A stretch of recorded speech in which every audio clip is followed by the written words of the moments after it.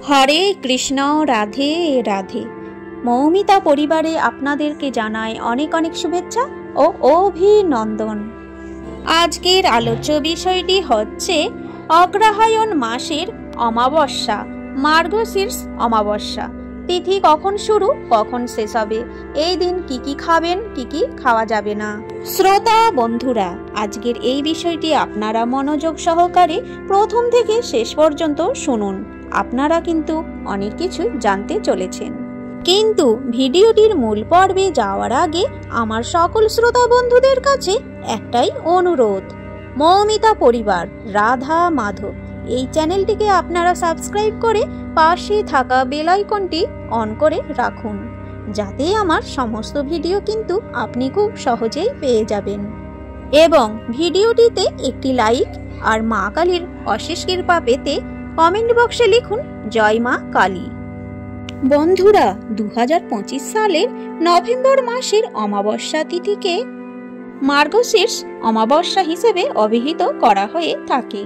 প্রতি বছর 12টি অমাবস্যা আসে, আর এই 12টি মাসের 12টি অমাবস্যার আলাদা আলাদা তাৎপর্য থাকে। 18ই নভেম্বর থেকে পড়ে গেছে অগ্রহায়ণ মাস। এই অগ্রহায়ণ মাসের অমাবস্যা অর্থাৎ মার্গশীর্ষ অমাবস্যা নিয়ে বেশ কিছু জল্পনা রয়েছে। চলুন জেনে নেব আজকে অগ্রহায়ণ মাসের মার্গশীর্ষ অমাবস্যার 2025 সালের সম্পূর্ণ সময়সূচি পঞ্জিকা অনুসারে।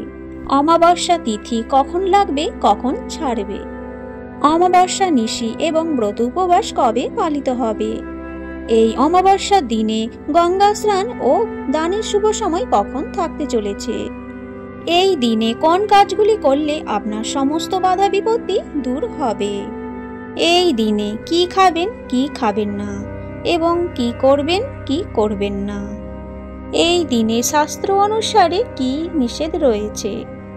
এই বছর 2025 সালের বাংলার অগ্রহায়ণ মাসের অমাবস্যা অনুষ্ঠিত হতে চলেছে 20 নভেম্বর 2025, বাংলার 3রা অগ্রহায়ণ বৃহস্পতিবার। অমাবস্যা তিথি শুরু হবে 19 নভেম্বর 2025, বাংলার 2রা অগ্রহায়ণ বুধবার। দিবা 8:55 থেকে অমাবস্যা তিথি সমাপ্ত হবে 20 নভেম্বর 2025, বাংলার 3রা অগ্রহায়ণ বৃহস্পতিবার দিবা 11:01। এই বছরে অগ্রহায়ণ মাসের অমাবস্যা উপবাস পালিত হবে 20 নভেম্বর 2025, বাংলার 3রা অগ্রহায়ণ বৃহস্পতিবার। এই দিনে গঙ্গা স্নান ও দানের সবথেকে শুভ সময় থাকতে চলেছে 20 নভেম্বর 2025, বাংলার 3রা অগ্রহায়ণ বৃহস্পতিবার। সূর্যোদয় থেকে দিবা 11টা পর্যন্ত স্নান ও দানের শুভ সময় থাকতে চলেছে। হিন্দু শাস্ত্র অনুসারে অগ্রহায়ণ মাসের অমাবস্যার দিন নির্দিষ্ট কিছু খাবার অশুভ বলে বিবেচিত হয়। এই অমাবস্যার দিন মাছ, মাংস এবং ডিমের মতো আমিষ জাতীয় খাবার একদমই খাওয়া উচিত নয়। সুতরাং এই খাবারগুলি অমাবস্যার দিন এড়িয়ে চলুন।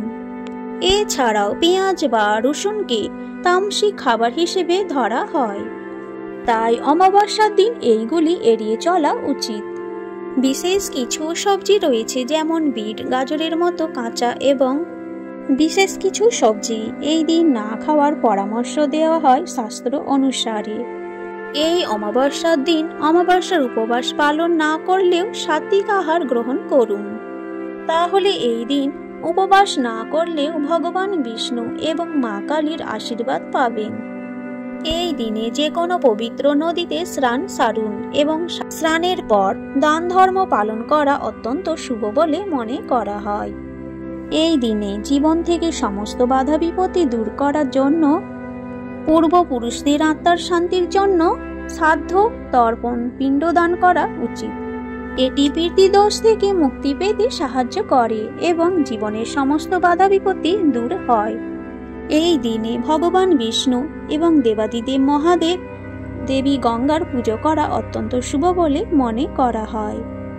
এছাড়াও শনিদেবকে তুষ্ট করার জন্য কালো তিল, সরিষার তেল এবং কালো কাপড় দিয়ে শনিদেবের পূজা করতে পারেন।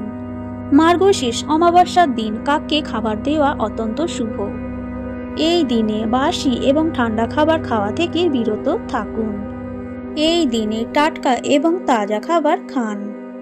এই দিনে অন্যর সম্পর্কে খারাপ কথা বলা এবং তর্ক বিতর্কে থেকে বিরত থাকুন। এই দিনে নেতিবাচক শক্তি সক্রিয় থাকে বলে মনে করা হয়, তাই এই দিন রাত্রে বাড়ির বাইরে যাওয়া থেকে বিরত থাকুন। বিশেষ করে ছোট বাচ্চাদের সুরক্ষিত রাখুন। জয় শ্রী কৃষ্ণ। আজকের এই ভিডিওটি এই পর্যন্তই থাকলো। সকলেই ভালো থাকবেন, সুস্থ থাকবেন।